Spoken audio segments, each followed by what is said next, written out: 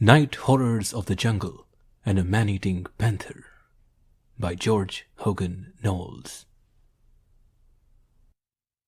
How full seems our life with that mysterious reflex from some other state of conscious existence, which, in the unthoughtful groove of our ordinary earthly course, suddenly pulls us up to think and think deeply. Is there something after all in superstition, in dreams? Can it be that there is no such thing as a thought or an idea that is either original or spontaneous? That these things are reflex manifestations from some good or evil source for purposes incomprehensible to human beings? The good source reflexive of constructive purpose, and the evil, the disintegrating influence of destruction. Who can tell what truth may not lie hidden, deep-seated in the old sayings that, with their superstitious bearings, have been handed down from past generations, sayings that, to explain their origin at all, must have had their foundation in actual experience, and which, for the benefit of posterity, were framed on the lips of our ancestors.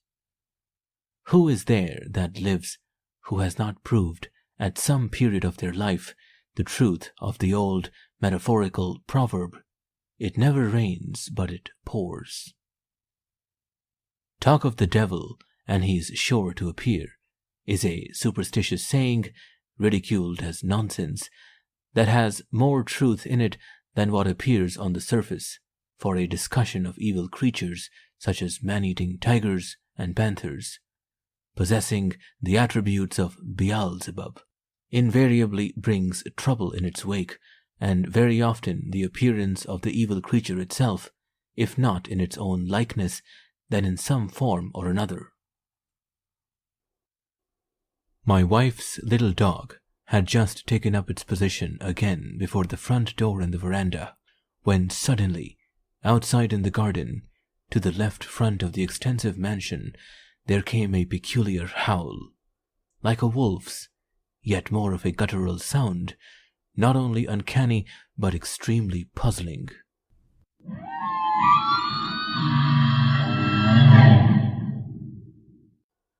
The howl was immediately followed by sharp barks from some prowling jackals.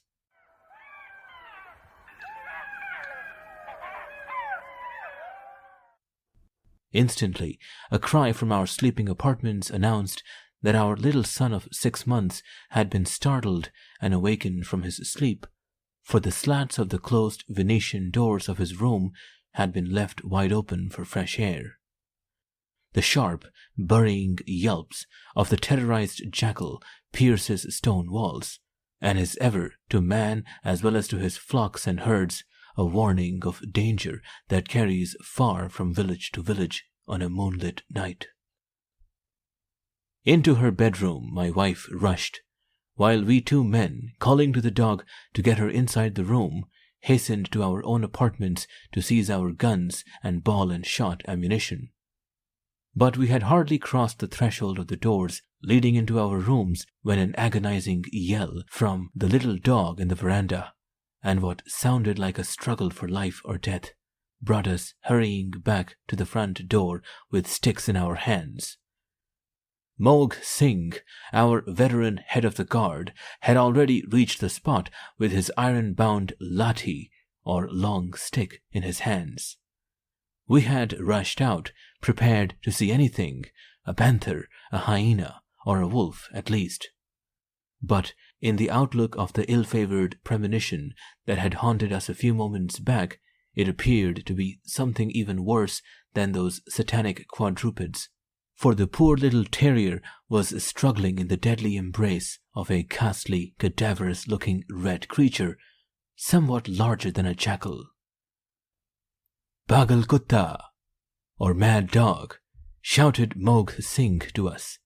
"Take care, your honours," he shouted as the mad dog, foaming at the mouth, as we could now see in the dim patch of lamplight thrown out from the hall, turned upon us. But in an instant the sporting little terrier was on the rabies-smitten creature again, an act on the brave little dog's part that saved Mr. H and myself from being bitten. Then my wife came rushing out, and Mr. H and I fell back into the hall to warn her and to keep her back, for nothing could be done to save her little dog from its death struggle with the mad one. Poor Zoe had already been bitten, and with her opponent in the clutches of hydrophobia, no one dare grapple. The mad dog's eyes gleamed red like burning coals of fire, while the veranda was covered with the froth of rabies, and over the distracting scene my wife, in the greatest distress over her little dog and the child crying out indoors, that awful demoniacal howl outside rose up again, drowning for a moment the desperate yaps and pathetic cries of the little dog, the shouts of the guard, and the ceaseless yelps of the agitated jackals in the wake of the howling demon.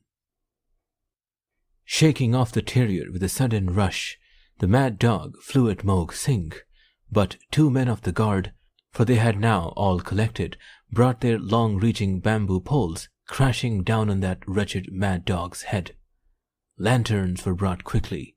Poor little Zoe lay panting and could not be handled as she was covered with the mad dog's saliva. But as soon as possible the poor little thing was put to sleep, for within 10 days she would have been a victim of that dreaded disease, rabies.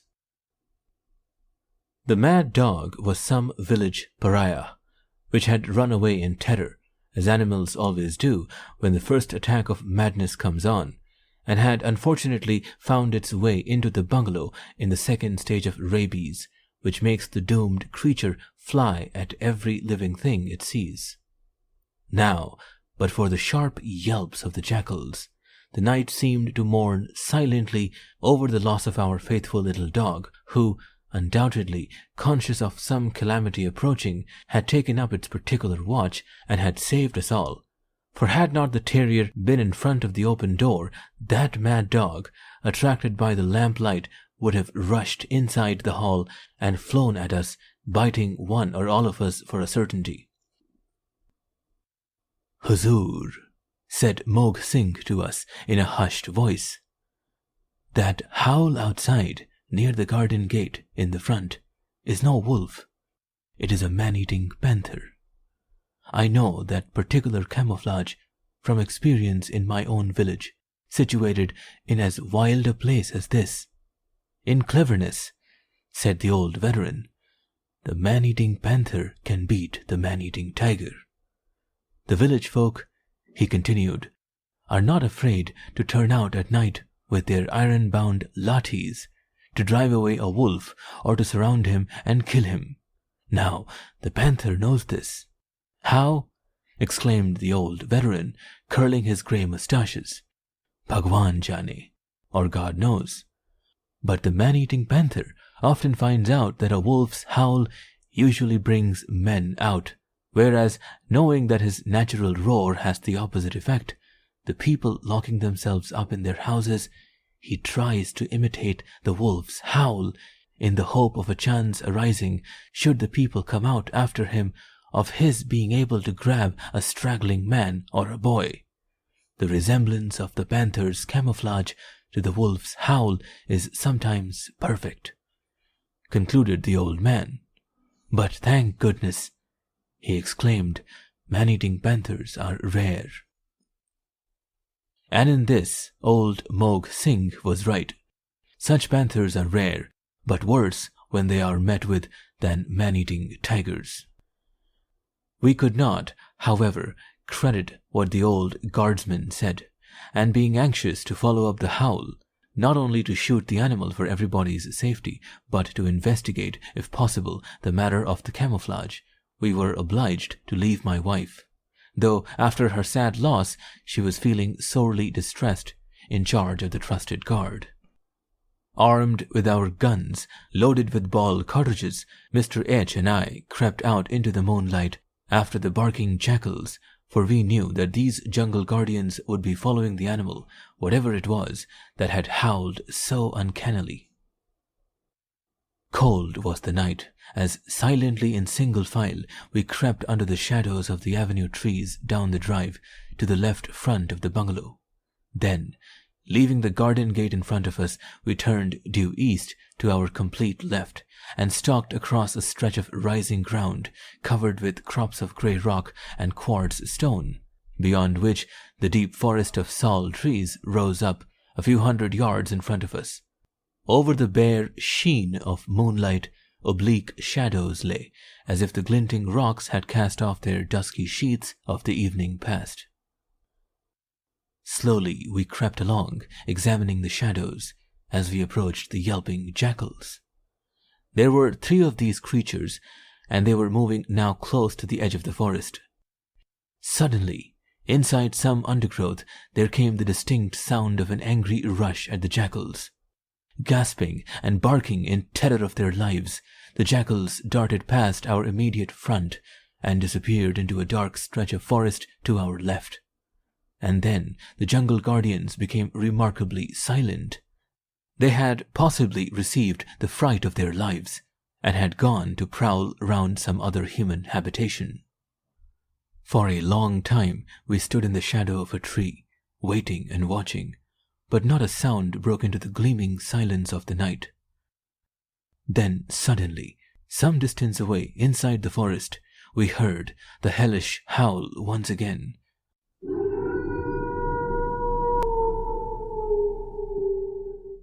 As though with the sudden pain of a flesh wound, some giant monster of heathen fable were giving unearthly tongue. Panther or wolf, whatever it was, had also gone for some reason. We returned to the old factory mansion to find that all was well and that my wife had retired. The morning star seemed to be twinkling already over the dawn of a new day, and but a couple of hours' rest lay before us. "Huzoor," said Mog Singh as we were about to retire, "that man-eating panther has gone. He must have chanced to cross the tracks of the mad dog, for the animals dread rabies as men do, and particularly all the members of the feline species are not only quick to sense hydrophobia, but even give the direction taken by a victim a very white birth. But," he said, "we shall hear more about this panther." And true enough, it must have been about 7 o'clock in the morning when a poor woman, dumb and deaf, was brought in front of the house by Mog Singh, the guardsman. A crowd of frightened people from villages close by had collected. Edging the forest about a quarter of a mile to the north of the bungalow ran a river, and a rough public road that passed through the factory premises crossed this river at right angles. The crossing was the only ford that could be conveniently used by the people and their cattle. The poor sobbing woman explained with her hands, while we helped her with interrogatory gesticulations, that her son of about 12 years of age, who had been walking in front of her, had just been carried off by a big animal, which she tried to explain was a tiger. That she had run straight up from the river to entreat us to go in search of the boy. She and her son were apparently on their way to a jungle fair, and had come from a distant village on the other side of the river. Accompanied by Mog Singh and the poor woman, Mr. H. and I started off at once, armed with our guns. The ground over which we had crept in the moonlight being close at hand, we passed that way, and we were not surprised to find, on a muddy path, the pug marks of a very big panther. We began to wonder, in our agitated and hurried inspection of the ground, whether after all there was truth in what the old guardsman had said, he of course being completely satisfied that the howl we had heard during the night was the man-eating panther's camouflage. Though we found no tracks of a wolf, we knew that wolves were not as particular as tigers and panthers in traveling along soft paths, and the ground between the pathways being too hard and dry to show a spoor impression, it was quite possible that a wolf had also happened to pass that way.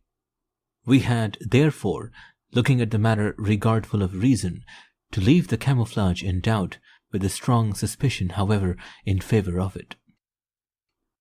The road, as it led up just across the shallow water of the ford onto rising jungle ground, the river from this point flowing south, was flanked on each side by an embankment 10 feet high. The road ran due east, and the poor woman rushed dementedly to the northern side of the road cutting, pointing out the deep claw marks and the signs of a drag up the muddy embankment, up which her son had been hauled by the panther, after the poor boy had been knocked down by the brute. The panther had leapt upon him suddenly, to judge by the tracks, from the opposite embankment of the cutting. This apparent man-eater must have been lying in wait, hidden in the heavy undergrowth at the edge of that opposite embankment, for the first opportunity that presented itself. A single man or a woman, or two helpless persons, such as the poor woman before us and her son. The rumor of the tragedy having spread, a number of men from a small neighboring bazaar arrived at the ghat, or ford, with sticks in their hands to help in the search. Our guard had arrived too, consisting of 6 hefty men, and after sending away the poor bereaved woman in charge of one of the guard, we began tracking operations, but in this we were grievously disappointed. After going a few paces from the embankment up which the scramble had taken place, there was no trace of any kind of the panther and his victim. We thought we should at least find bloodstains and pieces of torn cloth from off the boy's loin wrap, but there was nothing. True, the ground was hard, and though cut up by ravines, even the bottom of these and the beds of water courses being crusted with flat rock and stones, we hoped to find traces somewhere to enable us to form up line and move systematically in a given direction. It is a rocky country, Chhota Nagpur, even dense forests being strewn with great boulders and huge stones, which makes anything like tracking most difficult in the dry season. The lifting of the boy, however, so completely, without even the slightest trace being left behind, beyond the drag up the embankment, looked more like the work of a tiger, but the tracks of the panther were unmistakable. We had to agree with Mog Singh, an experienced wood craftsman, that a big, man-eating panther like this one would shoulder a boy of 12 years and take him away many miles in a few hours. For a great distance round we searched the forest, peering into and penetrating every ravine we came upon, but it seemed hopeless, and eventually we had to give up the search. On arriving back at the bungalow late in the afternoon, Mr. H found that he had to leave for headquarters immediately on urgent business, and my wife and I were once again left alone in that wild region, cut off from all social life, the world forgetting by the world forgot, feeling acutely the loss of our one and only little dog. That evening, accompanied by one of the men of Mog Singh's guard, a shikari, I went out again after the man-eating panther with the calling goat as bait, in the hope that I could induce the panther to show himself for a rifle shot. I had accounted for many a panther over a goat as bait, and being sufficiently familiar with the method, to prevent the goat from coming to harm, I decided to resort to this method in order to try to rid the neighborhood of the monster that was a nightmare to everybody. In the heart of the jungles, the shikari and I selected a spot that we considered the most likely cover for a man-eater, and fixing a rough machan up on a tree, we took our places for a quiet watch, a crowd of workmen coming up to tether the goat below our perch after we had screened ourselves sufficiently for the goat not to see us. In the management of this, great care has to be taken, as if the goat sees or hears the shooter on the tree, it refuses to bleat, knowing it has human company, and there is no hope of seeing spots unless by mere chance the panther happens to pass that way. The workmen, a crowd of 10 men, had strict orders to keep close together, to climb up trees some distance behind our perch after they had tethered the goat, and to sit quietly until we called out to them or imitated the belling of a sambhar. Watching the moon hastening up through the gnarled depths of the black forest, and listening breathlessly to every leaf crackle, as the quavering bleats of the terror-stricken goat in full cry penetrated far into the night. The shikari and I sat motionless, hour after hour, with an occasional imperceptible movement turn about to relieve an aching limb. But beyond the strain of being constantly on the alert, no signs of an approach of a dangerous carnivore broke in upon our long wait to give an edge of excitement to our growing disappointment. We were obliged in the end to give up this attempt as well to shoot the man-eater, and we hallooed out to the waiting workmen, who came silently and solemnly up to our machan. The poor goat emitted a low cry of pleasure when it found that, after all, it had not been deserted, left alone to be killed in those awful jungles by some savage animal. It had the pleasurable sensation of being carried home in the arms of the men who took it in turn to bear its weight. Then came some blank days, without any information whatsoever of the man-eating panther. The whole incident seemed a great mystery, for the poor woman, too, had disappeared. Some said she had run away into the jungles to give herself up to the panther to be devoured, since he had eaten her son.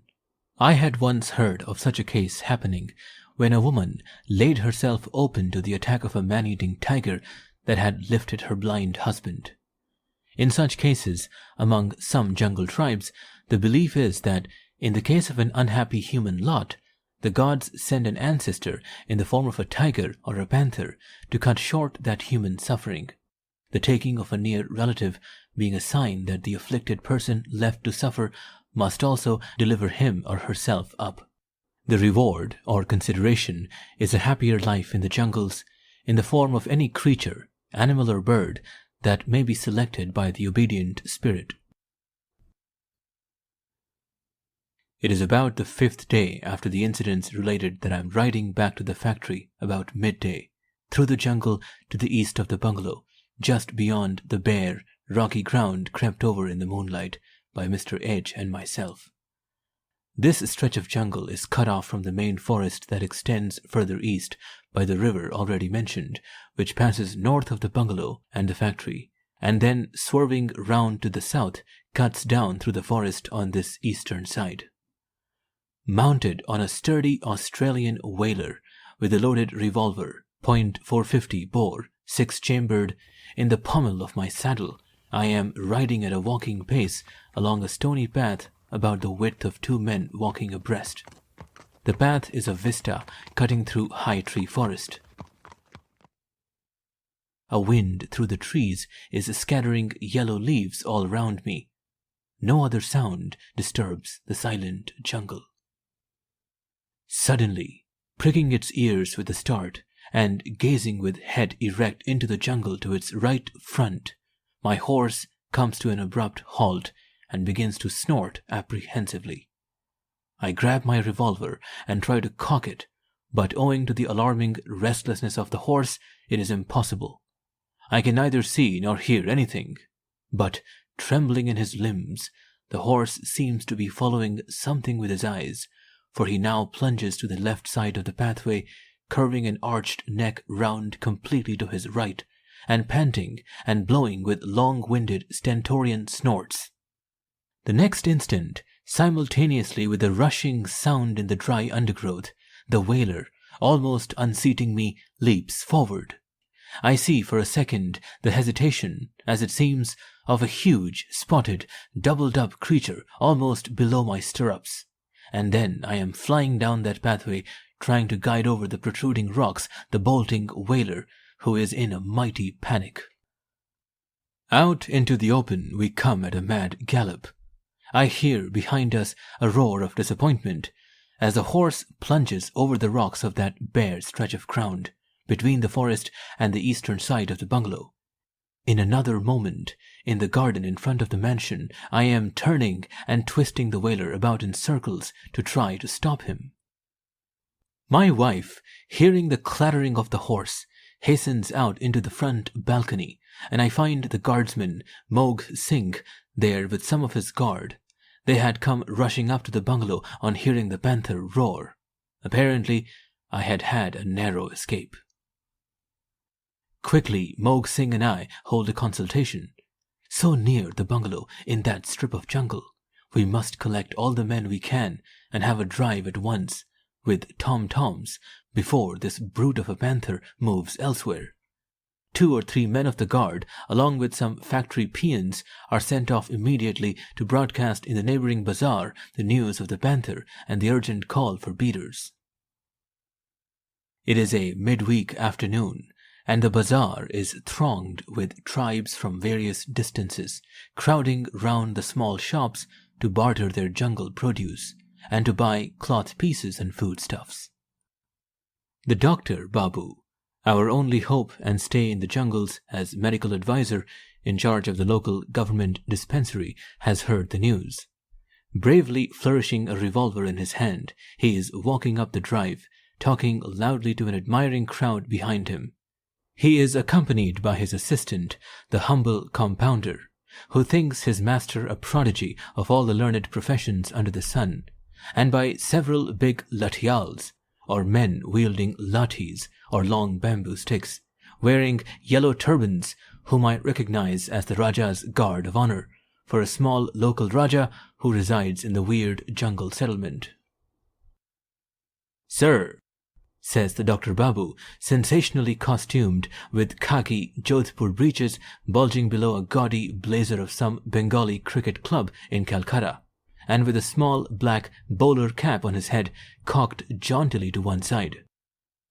"I shall help your honor to shoot this leopard of unheard-of pretensions, if your honor will seat me on a high tree. The Raja Sahib," continues the Dr. Babu, "sends his salams, or best wishes, to your honor, and begs you to command his services. He is, however, unable, owing to unwieldy size, to present himself in person, but he begs to place at your honor's service his fearless guard," concludes the Dr. Babu as he sweeps a hand across the front of the Raja's yellow-turbaned men, standing at attention and saluting with broad grins on their faces. "Shabash, or splendid," exclaims Moog Singh, curling up his moustaches sarcastically. "We have now no fear of any anxiety, and the bagh, or leopard, or panther, must have already ceased to smile." "Huh?" exclaims the Dr. Babu, sounding a formal inquiry as with open mouth he screws up his eyes at Moog Singh in an all-knowing manner. "Huzoor," sniggers the guardsman, putting his hands up to the little medical grandee in perfunctory respect. "What I mean to say is that your honor knows where the heart lies." "Huh," exclaims the Dr. Babu again, this time in a long-drawn tone of puzzlement, as if he had an idea he had suddenly slipped somewhere into deep water. The Bengali distrusts the up-countryman, and vice versa, and the well-known loyalty of the latter to British employers is generally resented by the Bengali Babu. And now we move on to join the large crowd of beaters that have collected, armed with big sticks, bows and arrows, with many drummers dotted about. There are over 200 men present, with almost as many pariah dogs jumping about with excitement at the promise of a hunt. The crowd of beaters having been carefully instructed, Moog Singh and I, accompanied with the Dr. Babu and his faithful compounder, and by the latials of our own and the Raja's guard, proceed to skirt round the jungle marked down for the exciting drive. We know that in close formation the tribesmen will ordinarily be quite safe from the panther's attack.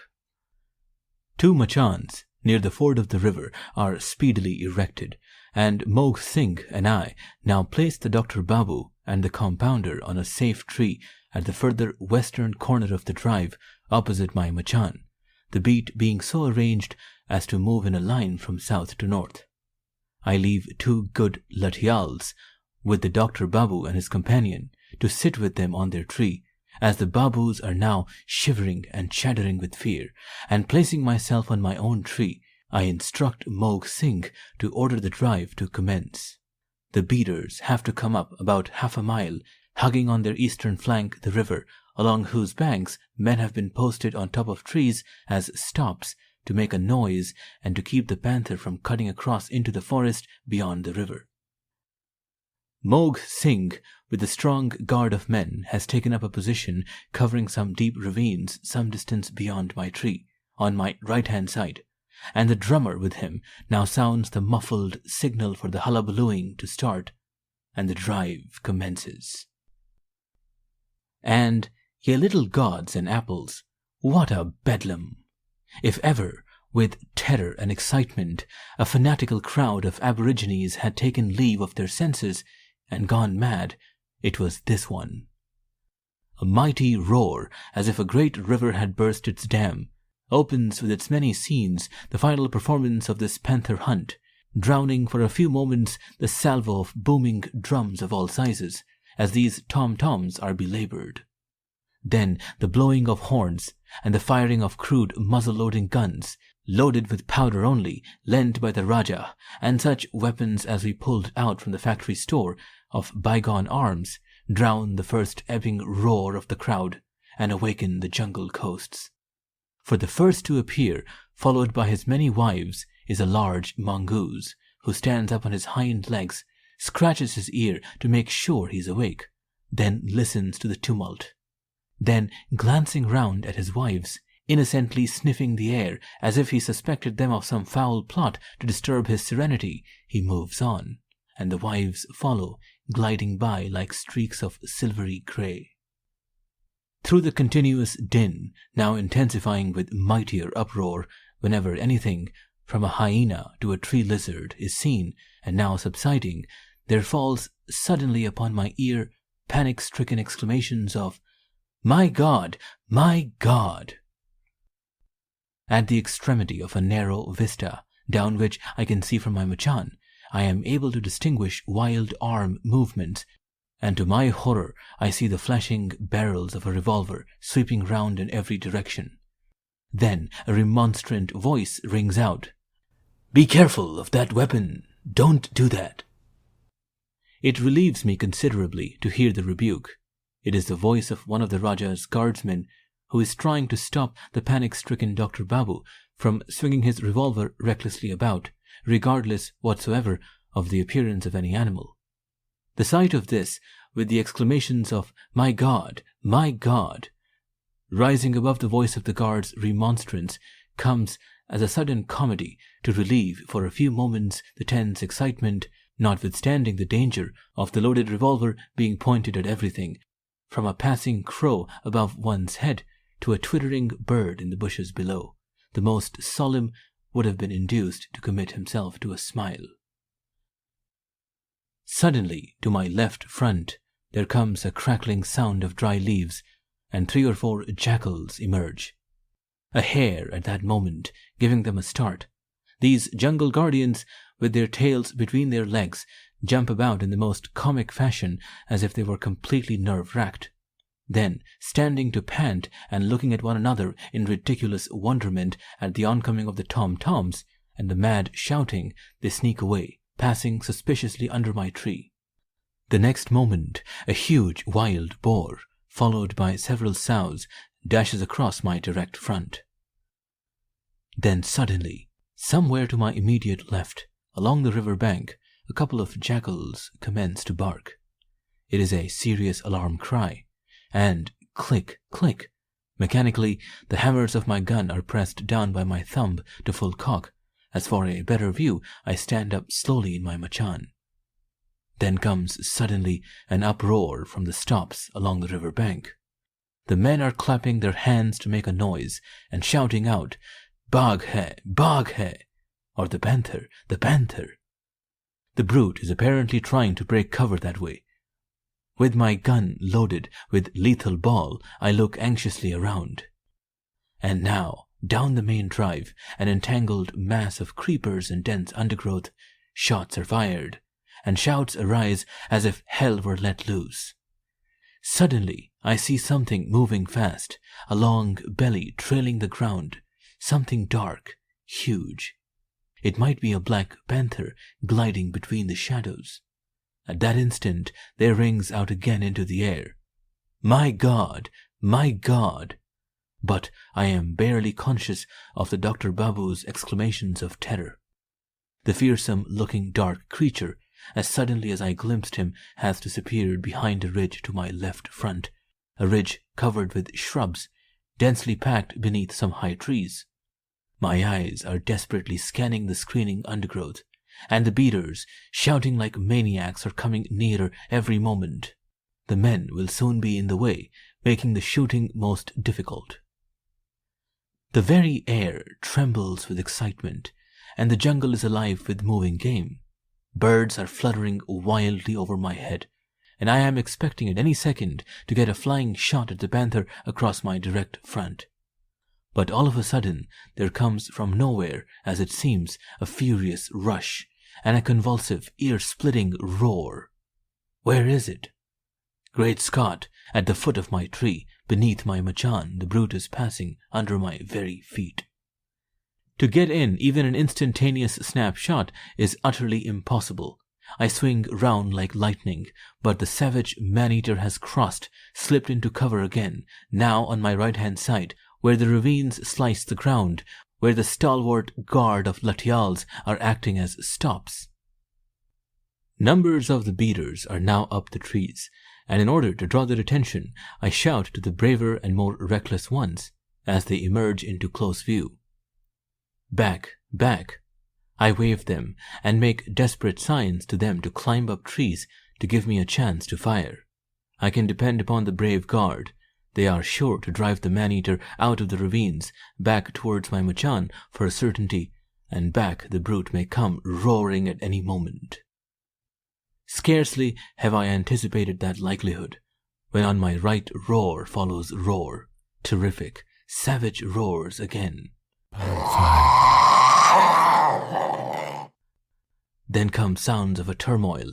Bang, bang on the ground, crash down the iron-bound bamboo poles wielded by the big, tall men of the guard, as they accompany every loud crash of their swinging weapons with stentorian shouts of solid determination in order to drive the panther back out of those deep ravines. But the brute has charged the plucky latials. He is at bay now, hedged in, surrounded by a bedlam of tom-tomming and yelling human beings. An exclamation of human pain, "Ow!" suddenly arises. Someone of the guard has been mauled, and the stalwart men give vent immediately to mighty shouting, "Maro! Maro, Sala!" Or beat him off, beat the brute off, resounds Mog Singh's voice as he shouts to his men. Consequent upon the action of the guard in obstructing the panther's escape, suddenly, to the accompaniment of tumultuous shouting, back comes the roaring man-eater, rushing savagely through the jungle on my right. He is nearly out of the cover. I am expecting him at any moment to cross the strip of open ground I am covering, when suddenly, my God, to my horror, down from the small tree on my right scrambles a frail, turbaned youth, the sweeper boy of our bungalow. How did he get there? Who allowed him to leave the house against my strict orders that none of the house servants were to join the beaters? The poor boy, terror-stricken, has rushed towards my tree, yelling to me wildly to save him. And out of the cover, at that instant, lollops the roaring demon man-eater. He sees the boy in front of him instantly. Amidst the terrible, distracting bedlam of shouting that now rages upon that terrified youth, without a second's hesitation, turns that huge panther in murderous fury, claws, fangs, and deafening roars, numbing to sudden silence the terrorized onlookers, who hold their breath for a few seconds, expecting to see the boy torn to pieces. Now, across my front they come, the poor victim running for his life, with the man-eater close behind him. The boy is leading by about 3 yards only, and yelling desperately for help. Annoyance and anxiety have upset my nerves, and my gun is shaking even at the shoulder. No words can paint my feelings. With bated breath and a prayer on my lips, I am taking aim. If I can only get steady for half a second, my thoughts are exclaiming, imploring the powers of earth and sky. If I could but get that grand feeling of inspiriting confidence, but for a brief second, My bead is on that roaring mass of spots, claws, and fangs. Yes, thank God. I breathe out, soliloquizing. I am steadier. A touch and a go. I hear myself saying, I must not miss. Suddenly, my heart swells with joy as I feel my nerves strengthening like iron hands. I feel I can trust my shot. My bead is following that massive spotted shoulder. Now, the end of my barrels and the bead are vitally placed, about 2 inches in front of that hard spot.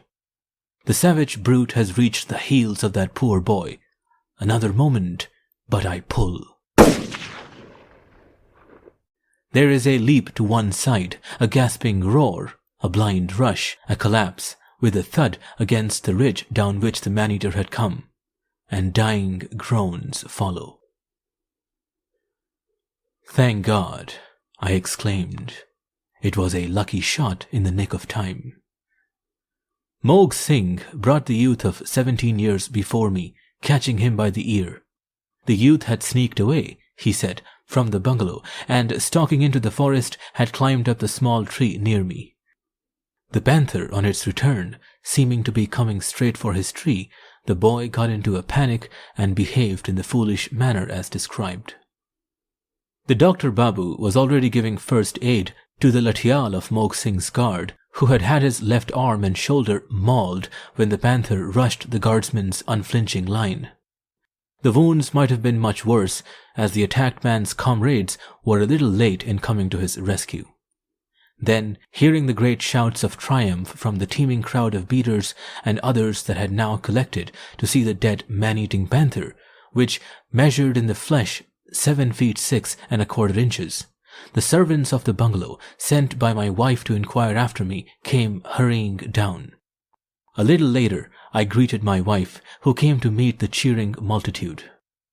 The vast procession was headed by dancing tribesmen who performed amusing evolutions in front of the carriers, who bore on their shoulders the ends of the stout pole from which, with its 4 legs lashed up, hung that dreaded man-eater. Late into the night, the jungle tribesmen were busy dividing up, for the extraction of oil for rheumatism, the carcass of that panther, each man and many a woman carrying away a tiny piece of bone for a charm to be worn around the neck. The end.